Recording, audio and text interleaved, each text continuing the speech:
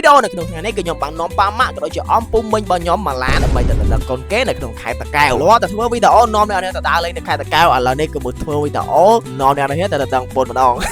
ឃើញរត់ដល់ខ្ញុំអាសាធ្វើវីដេអូទៅលេងខេត្តតាកែវហ្នឹងបាទមិនមែនជាទៅទេស្រាប់មានគោដៅមកគេហើយឡើងចុះតាកែវចុះឡើងឥឡូវមានអីខ្លាចជាអ្នកតាកែវដែរបាទតែបើនិយាយពីសាច់ស្រឡាញ់គ្នាវិញពួកយើងទៅមកស្គាល់គ្នាបានរយៈពេលប្រហែលជាមួយឆ្នាំអីទេឆ្នាំនេះបើសម្រាប់អ្នកទាំងអស់គ្នាវិញគឺមិនយូរទេប៉ុន្តែបើសម្រាប់ខ្ញុំវិញគឺជារឿងដែលពិបាកទៅរួចមកព្រោះថាស្នេហាដែលខ្ញុំធ្លាប់មានពីដើមមកតែបានដល់មួយឆ្នាំទេអត់ជួបបំផុតទេត្រឹមកន្លះឆ្នាំហ្នឹងបែកគ្នាអាយ៉ាខ្ទេចខ្ទីហើយប៉ុន្តែលើកនេះគឺបានដល់មួយឆ្នាំវារឿងមួយដែលវ៉ាវវិតជាមិនអាចទៅរួចហើយបើនិយាយពីវត្តស្នេហាវិញគឺកាន់តែយ៉ាប់យើទៀតហើយបាទវត្តស្នេហានេះគឺខ្ញុំអត់និយាយក្នុងវីដេអូនេះទេបើសិនជាអ្នកទាំងនេះចង់ដឹងចាំខ្ញុំធ្វើវីដេអូមួយទៀតប្រាប់ចង់និយាយថាពាក្យអីគេការតែពីរអ្នកលបគេមកភូមិមកឥឡូវមើលនេះពិតជាចឹងមែនទេនេះជាប់ពាក្យតែពីរអ្នកប៉ុន្តែនាំគេលបឡើងមកភូមិតែក៏ចង់អរគុណពួកគាត់ដែរបាទអរគុណខ្លាំងមែនតើបានមកចូលរួមណាមានអារម្មណ៍តែប្លែកចិត្តណាស់រាល់ឃើញឈ្មោះខ្លួនឯងនៅលើកណ្ដាលខៀនសាលារៀនអីចឹងទៅតែពេលឃើញឈ្មោះខ្លួនឯងនៅលើផ្ទាំងជាប់ពាក្យអញ្ចឹងហេលយដែរតើមានឈ្មោះនៅលើផ្ទាំងនេះទៅ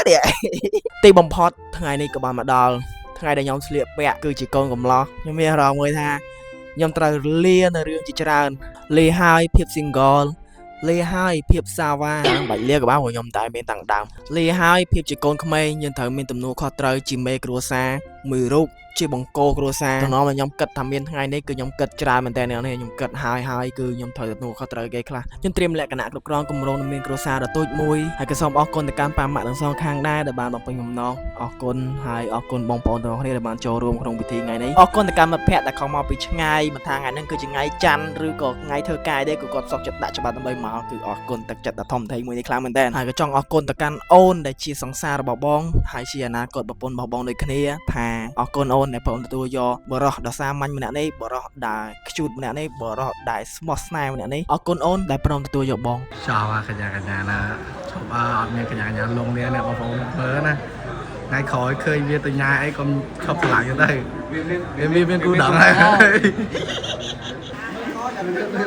ហើយចាំយូរទៅតាគេ1 2 3មើល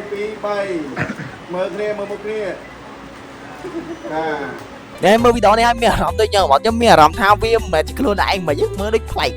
ដូចមុខខ្ញុំវាខុសពីរត់ដងខ្ញុំមានអារម្មណ៍ថាខ្លួនឯងនិងប្រពន្ធខ្ញុំគឺស្អាតប្លែកខុសពីរត់ដងតែម្ដងហើយចេះ shot out ទៅកាន់សម្អាងការដែរបាទគាត់ប្រកែផាត់មុខធ្វើសក់ខ្លាំងមែនទែនដោយការធ្វើរបស់គាត់គឺព្រឹកព្រៀងផ្ចិតផ្ចង់គាត់យកចិត្តទុកដាក់មែនទែនមកលើយើងណាដូចពេលធ្វើមុនសក់ខ្ញុំអីគាត់ប្រាប់ខ្ញុំថាបើអត់ស្អាតប្រាប់គាត់ឲ្យធ្វើម្ដងទៀតនិយាយទៅបើមិនស្អាតមិនឲ្យចេញក្រៅតែម្ដងតែមានណាដាក់តែម្ដងទៅគឺពេញចិត្តខ្ញុំស្ទងតែម្ដងហើយបើកន្លែងទៅមើលកូនកំមុំខ្ញុំវិញអូយ my god ស្អាតខ្លាំងណាស់អស់ហើយ baby អូនសម្លាញ់អូនស្អាតខ្លាំងអូនមានដឹងអត់អូនគឺជាបេះដូងបងស្រឡាញ់អូនខ្លាំងណាស់ I love you